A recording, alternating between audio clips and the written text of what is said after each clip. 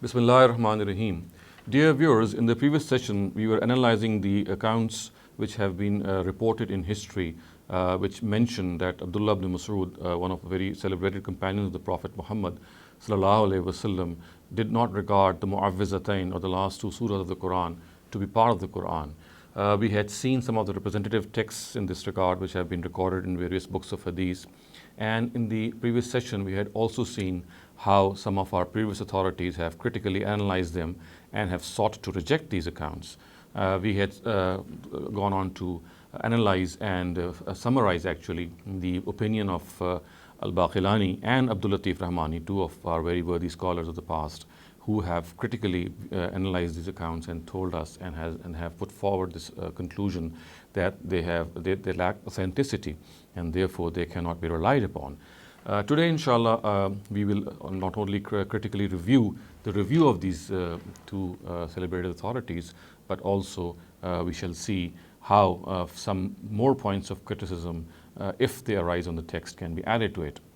But before I do that, I'd like to also present before you the view of another authority, Hafiz ibn Hajar, who is slightly different, or may I say he's absolutely different from the view of the previous two authorities. He is of the view that these narratives, which express the fact that Abdullah ibn Masud did not regard the Muawwidhatayn to be part of the Quran, he says that these are authentic narratives. So contrary to the past two authorities, he is one person who says that these narratives are true, and he says that what these narratives actually report is that Abdullah ibn Masud himself did not regard the surahs to be mutawatir or part of the Quran, and he was at fault. He does admit that, but he says that why should we think that he did not regard them to be part of the Quran, because these narratives actually say that whatever has been reported on behalf of Abdullah ibn Masud is actually a fact.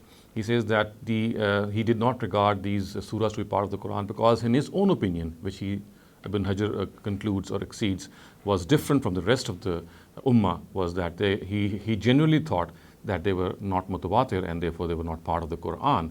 He says that authorities like Abu Bakr ibn Arabi and similarly Ibn Hazm and Razi and Nawawi who think that these narratives are absolutely wrong and they are against the consensus of the ummah.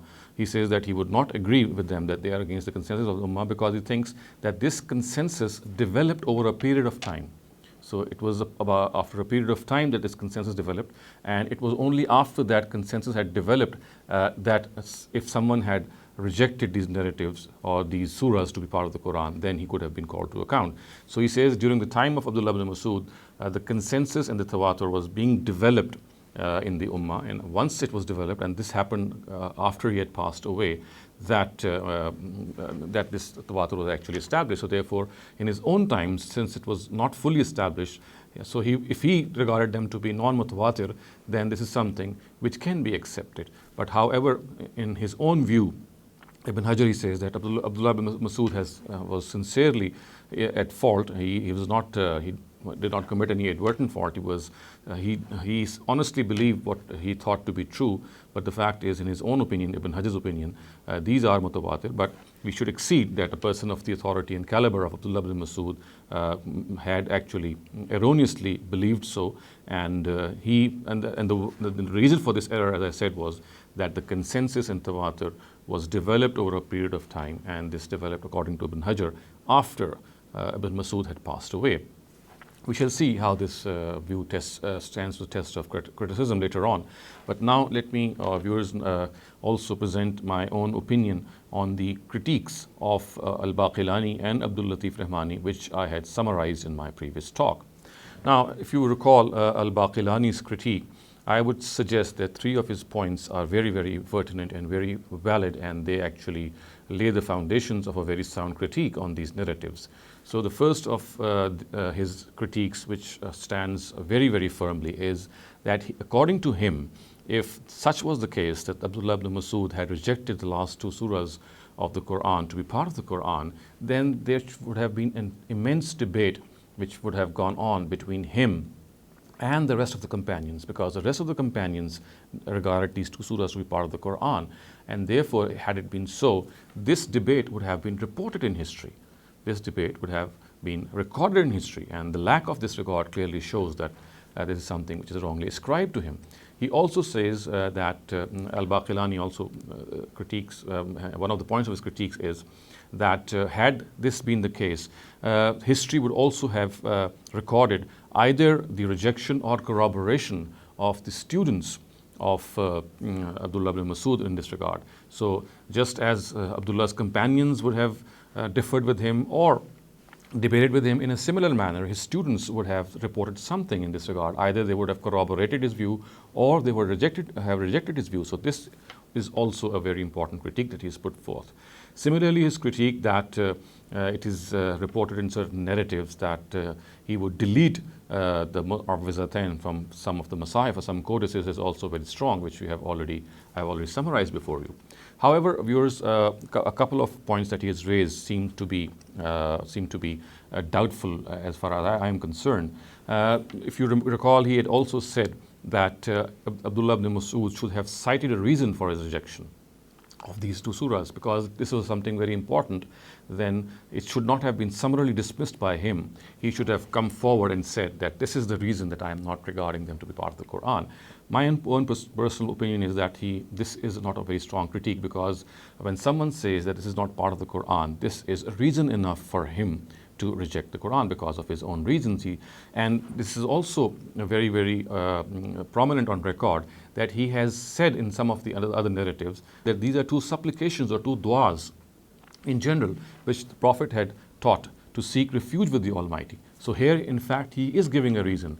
He is telling us that these two surahs, which are regarded to be surahs of the Quran, are actually supplications which the Prophet Muhammad ﷺ taught his companions and the Ummah to seek refuge with the Almighty. So he is giving a reason here. Similarly, Al-Baqillani is not entirely true when he says that these reports which regard the existence or the Surah Falaq or Surah Nas being part of the Quran, there are numerous reports which say so. If we analyze the reports which he has cited, and also if we look on and analyze the corpus of Hadith literature, we'll find that they end on primarily a few companions, and they are not very large in number. Thus, for example, the reports which Baqillani himself has cited, they are from Abdullah bin Khubayb and from Javed. So therefore, and from Uqba. So these are the three people from which he reports. And we also know that even if the narrative which Baqillani has not alluded to, because as I've said, he has alluded to these three individuals who have reported reports which say that Surah Falaq and Surah Nas were part of the Quran. We do have other reports as well from Aisha ibn Abis, Jabir ibn Abdullah, Abu Huraira, Abu Iyas, Jubair ibn Mut'im, which also report that Surah Falaq and Surah Nas are part of the Quran. But viewers, again, this is not sufficient number, these reports are not so all-pervasive in nature that we can say that they were so widely reported that Abdullah ibn Masud would not have missed them. Similarly, Al-Baqillani is also not entirely correct when he says that none of Ibn Masud's students have reported that this peculiar view from him, because we have seen that Abdur Rahman ibn Yazid and Alqama ibn Qais and Zir ibn Hubaysh, three of his very prominent students, they have reported this peculiar view of Ibn Masud, and I have already cited these before you. But what can be perhaps said is that the number of students of Abdullah ibn Masud was so large that perhaps this peculiar view should have been narrated or should have been brought before us by many of the companions. But all in all, this is something which is not that strong. But in spite of these weak points in Al-Baqillani's criticism, my own view is that it is still strongly grounded because of the three initial critiques which I just mentioned before you, which seem to be very, very strong.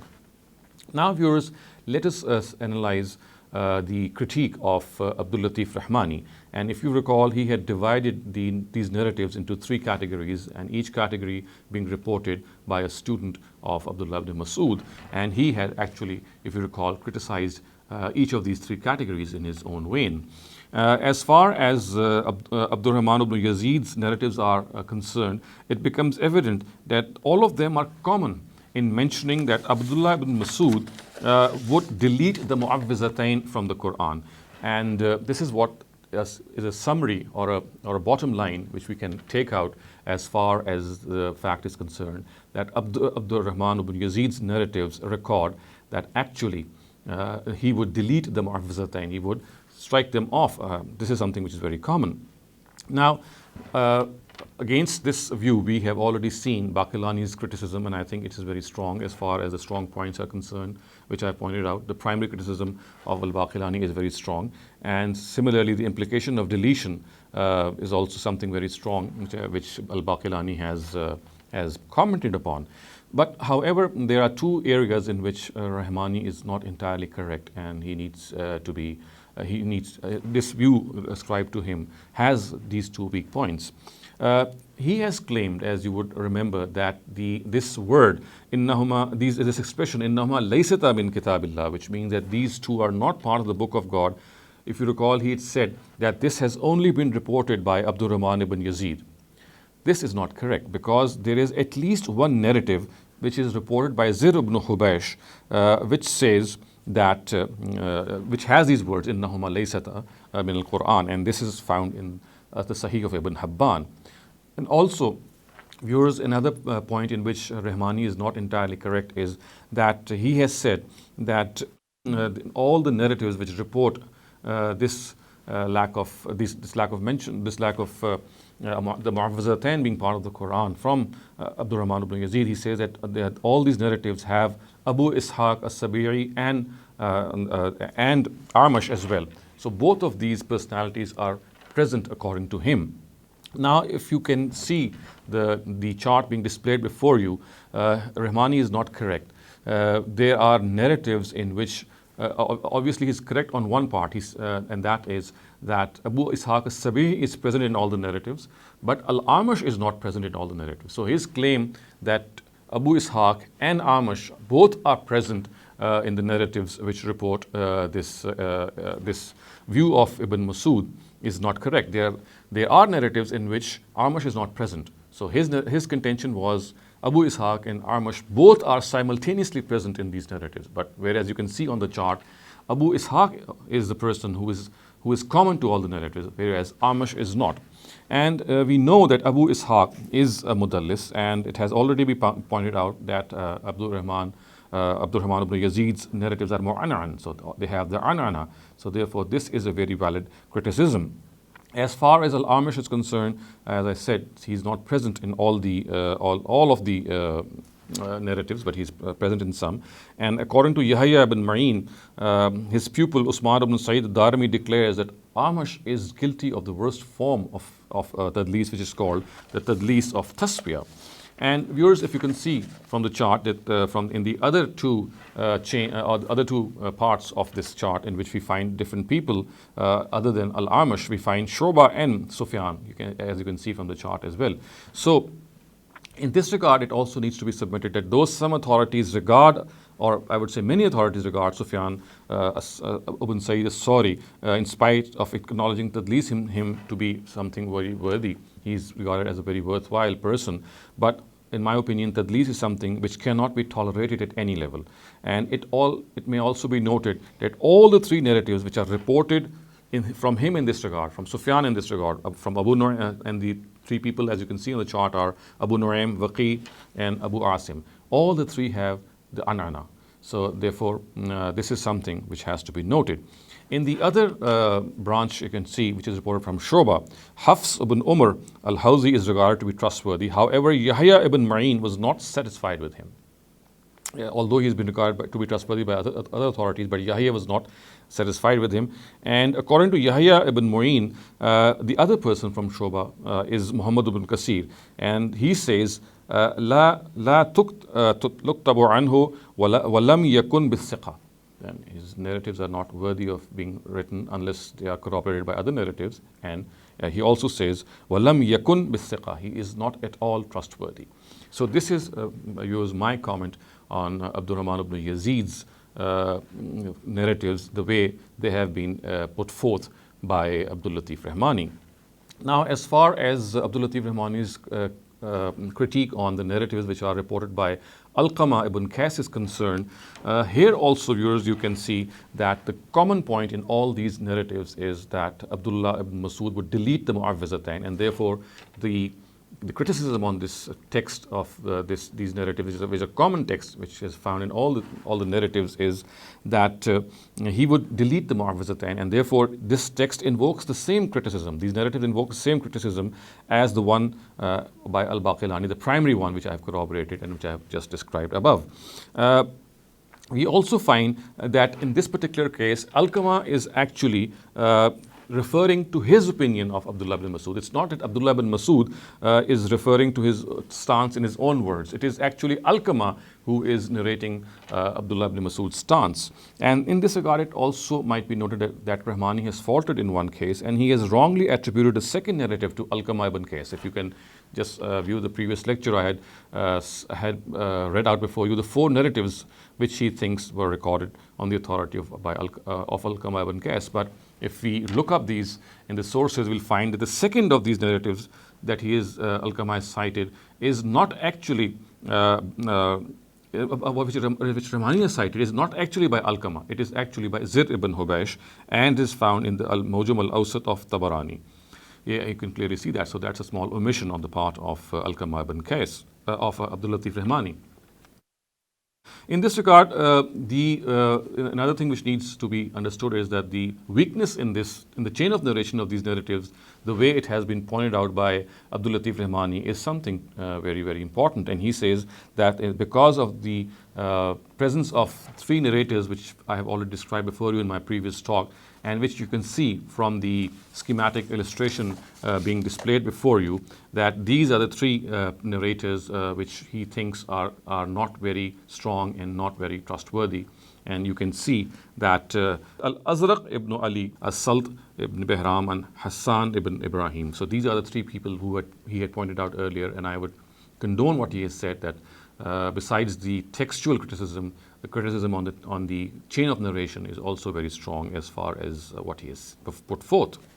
Now, viewers, let's come to the third category in this regard, which Abdul Latif Rahmani has pointed out, and these are the narratives by Zir ibn Hubaysh.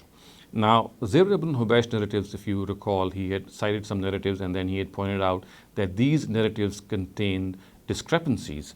Now, first of all, it needs to be noted that these discrepancies, as far as the first narrative is concerned, which he has cited from Tafsir ibn Kasir, it itself is something very weak. The narrative is weak, and I shall point it out in my later part of this talk that this narrative is so weak that the contradiction which he has pointed out in this regard is not tenable, because if the narrative itself is weak, how can we talk about the contradiction itself? Also, we need to understand that the next contradiction which is pointed out between the second and third narratives is that in one of them it is said that he would delete the Muawwidhatayn, and the other one says that he would not write them. So, although it seems to be a contradiction, but by and large, if these words are not given due importance and the gist of the thing is analyzed, we can clearly gauge the fact that actually he did not regard them to be part of the Quran. Whether he deleted them or whether he did not write them, both are the manifestations of his view that he did not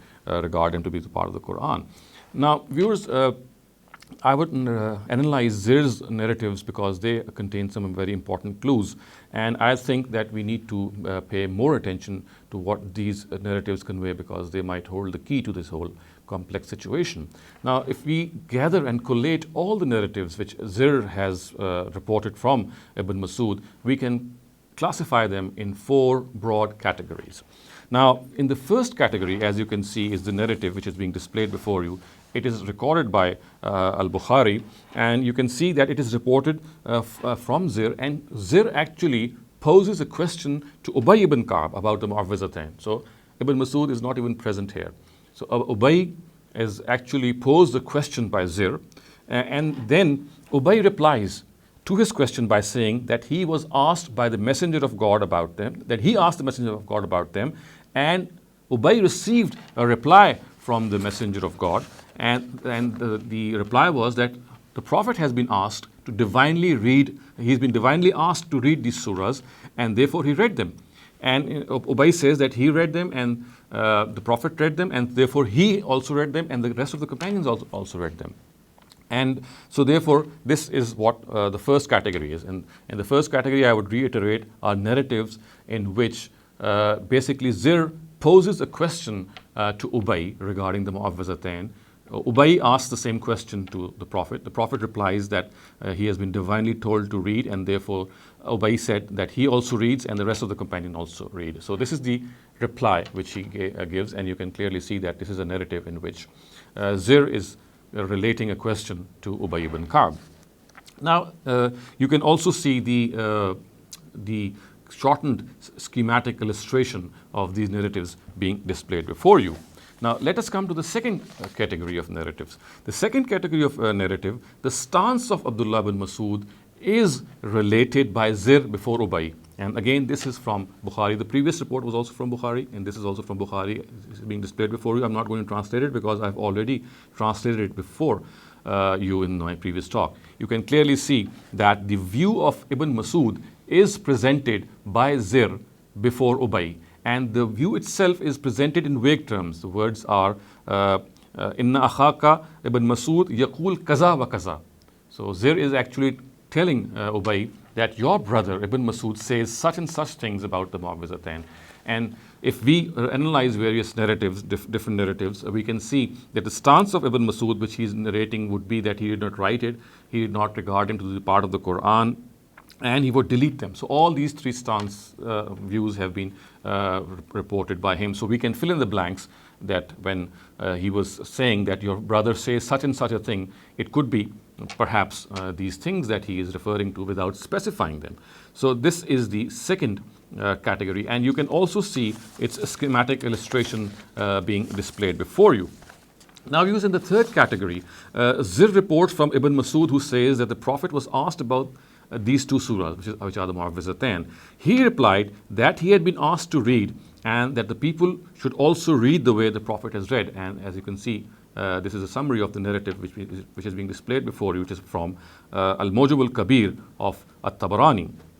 So it's basically Zir who reports from Ibn Masud, who says that the Prophet was asked about these two surahs. And again, you can see a shortened illustration of this, a complete illustration, in fact, of this narrative before you, and is being displayed. I'm displaying these schematic illustrations so that we can also look at the narratives of these ahadith or these narratives. Now, in the fourth category, remember we are discussing the four categories which relate to Zir ibn Hubaysh, who is a student of Abdullah ibn Masud. So in the fourth category, a narrative recorded by Ibn Kasir in his tafsir on the authority of Ahmed ibn Hanbal says that Zir had posed the question. Now, here this is very important, that this unique narrative says that he had posed the question to Ibn Masud, not to Ubay, who had replied that he had asked the Prophet about them, and the Prophet replied that he had been asked to read, so people should also read. The same question was then asked by Zir from Ubay, who reported the same answer from the Prophet as Ibn Masud did. And you can see the narrative being displayed before you on the screen. And also, its schematic illustration, which you can see, is also now before you on the screen. Now, viewers, this is something very important that I'd like your specific attention, that as far as the first and third categories are concerned, you can clearly see that they have no bearing on Ibn Masud's stance, because the first category actually relates to a question which Zir had posed to Ubay. And the third category is one in which actually Ibn Masud is reporting the view of the Prophet Muhammad sallallahu alaihi wasallam, and he is actually saying that the question was posed to the Prophet about the status of these Muawwidhatayn. Now, it is only the second category in which Zir is quoting the practice of not writing or deleting the Muawwidhatayn of Ibn Masud. So it is only the second category which perhaps relates to us. And obviously, as far as the text is concerned, it invites the same criticism as that of Al-Baqillani, which I've already presented before you. Now, viewers, we come to the fourth category. Bear in mind that we have already dismissed the first and third category. The second category is something which we can entertain, but again, in this particular category, we must know that actually what is being said is that his stance is being related before Ubay. And when we say his stance, then we can already fill in the blanks and say that obviously his stance related to the absence of the Muawwidhatayn in the Musaf. So now we come to the fourth category. Now the fourth category is of a single narrative which says that Zir had posed this question not to Ubay but to Ibn Masud, to Abdullah ibn Masud. And the question that arose in his mind about the Muawwidhatayn was that he had actually asked Ibn Masud. Now he reported that when he posed the question to the Prophet, he replied that he had been told to read. So actually Zir asked this question to Ibn Masud, and then Ibn Masud said that this question had arose. He had also posed this question to the Prophet, who reported that he was told to read. Now this narrative is itself, viewers, as I just pointed out previously, is suspect. It is not entirely correct. Now, if you can see the text which is now being displayed before you, the way it has been reported in the tafsir of Ibn Kathir. Now, here actually you can see the narrative is being ascribed, or it reports the fact that Zir had asked this question to Abdullah ibn Masud. You can clearly see the words are Qala Sa'altu ibn Masud anil Muawwidhatayn. So these are the words that you can see on your screen. Now, the problem is that in the extant versions of Muslim Ahmed bin Hanbal, because this narrative has been recorded in Tafsir ibn Kathir, and the words are Qala Ahmed, which means obviously Ahmed ibn Hanbal, that Ibn Kathir reports this narrative on the authority of Ahmed ibn Hanbal. But when we look at Ahmed ibn Hanbal's original source, which is his Musnad, we find that this narrative has a very different ring to it. And we find that the question which arose in the mind of Zir was actually posed to Ubay, not to Abdullah ibn Masud. And you can clearly see that the words are, as you can see, these are being displayed before you on your screen. It says that Qala Sa'altu Ubay ibn Ka'b. Sa'altu Ubay ibn Ka'b. So this is something which is very clear that in the extant versions, the question was not even posed to Abdullah ibn Masud. It was actually posed to Ubay ibn Ka'b. And Ibn Hajar too has alluded to this narrative by saying that it is found in At-Tabarani's Al-Mawjam al-Awsat. And he also says that according to more known narratives, the question was actually posed to Ubay. It was never posed to Ibn Masud. So therefore, this is something which even Ibn Hajar corroborates. And if you remember, viewers, the first category also shows that this question was posed to Ubay.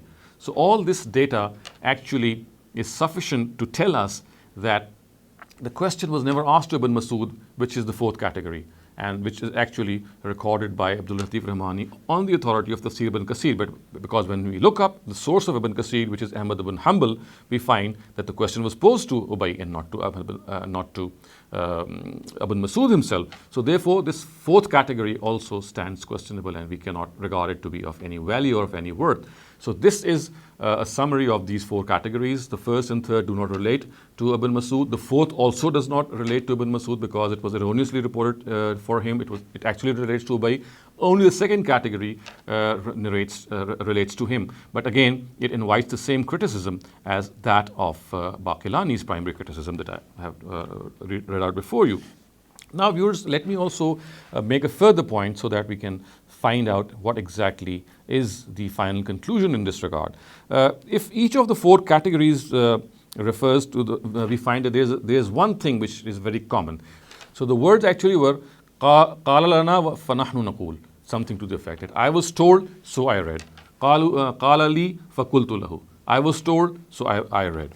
Now, this obviously is something, the way that these reports, these words are reported, they don't make much sense that what exactly does the Prophet mean. However, viewers, if an addition found in some other narratives is kept in consideration, the answer of the Prophet becomes very cogent.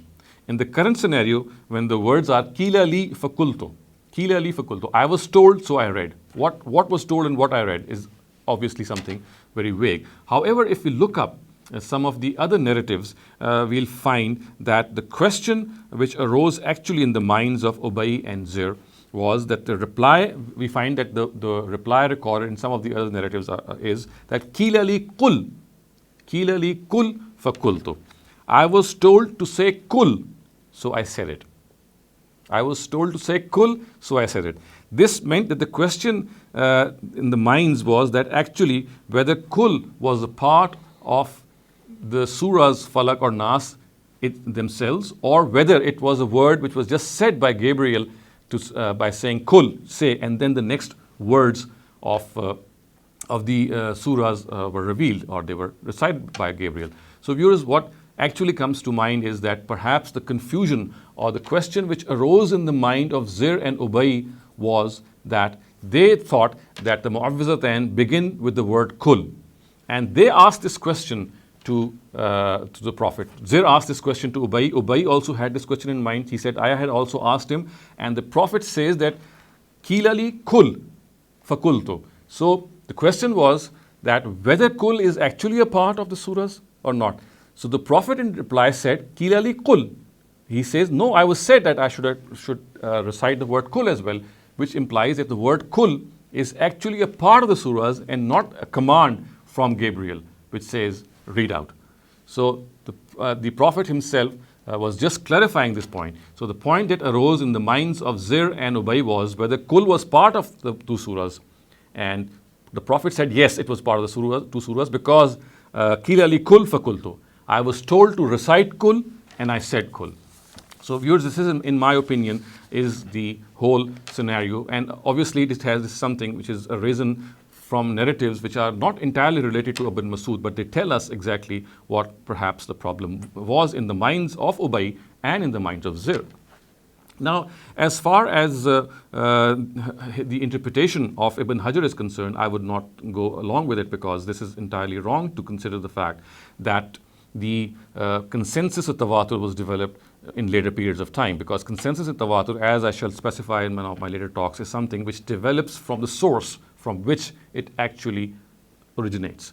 So specifying the fact that this consensus of Tawatur originated much after the Prophet, in the times of Usman, maybe when Ibn Masud had passed away in 30 Hijrah, is something which is not a correct claim, and I shall inshallah talk more about it when we discuss the theories of Tawatur and consensus in one of my later talks. But as far as an additional criticism on these narratives is concerned, viewers, I would also like to point out that Abdullah ibn Masud was sent by Umar anhu in his times to Kufa. He was stationed there, and he taught the Quran in Kufa, and he was stationed there according to the Tarikh of Tabri from the 21st Hijrah. And he himself professed faith very earlier on in the times of in the Meccan times. So in the Medinan times, when he was in Medina, and later on in Abu Bakr's time, and a greater part of Umar's reign, he was stationed in Medina, and he had his Medinan students. And let me also point out these famous Medinan students, which were his students in this time. And they were, for example, Anas ibn Malik, Jabir ibn Abdullah, Abu Sa'id al-Khudri, Abdullah ibn Zubair, Abdullah ibn Abbas, Abdullah ibn Umar, Muhammad ibn Ka'b al-Qurzi, Abu Rafi, Abu Huraira, Abu Waqid al-Laysi, Al-Hajjaj ibn Malik, Al-Aslami, Al-Hijazi, Abu Musa al-Ashari, and Al-Bara ibn Azib. So these are his students in his Medinan period. Remember, till 21st Hijrah, and after migration, we have almost 2 decades of Abdullah bin Masud being stationed in Medina, and none of his Medinan students report these narratives.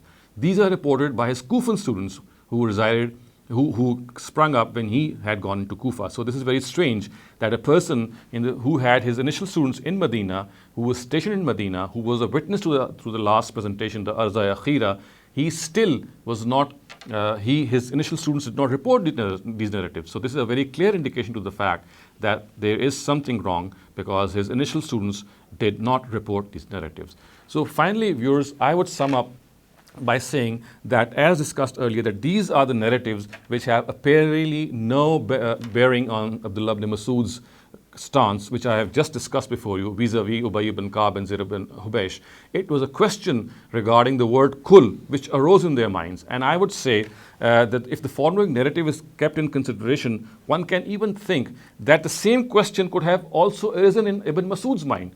So when his stance was narrated by Zir before Ubay, that your brother says kaza wa kaza, he was actually also telling Ubay that your brother also has this question whether the word kul is part of Surah Falak or Surah Nas also. So he has that question. So I would say, all in all, that the fact that these two surahs were not regarded by Abdullah bin Masud as part of the Quran, all these narratives are not very well grounded. However, if there is any sense to these narratives, and if there is any gist that we can extract from all these narratives, is that perhaps what actually happened was that the word kul was a source of confusion for Zir, for Ubay, and for Ibn Masud, all three of them. And they thought that perhaps kul was not part of these two surahs, and it was just a command given by Gabriel to the Prophet to recite out the rest of the surahs. So this perhaps is something which can be extracted, if at all. Otherwise, as far as the narratives themselves are concerned, they do not stand up to the test of historical criticism, in my humble view, and therefore, unless we make this interpretation which I have presented, I do not think that they are of any worth. أقول قولي هذا واستغفر الله لي ولكم ولسائر المسلمين والمسلمات.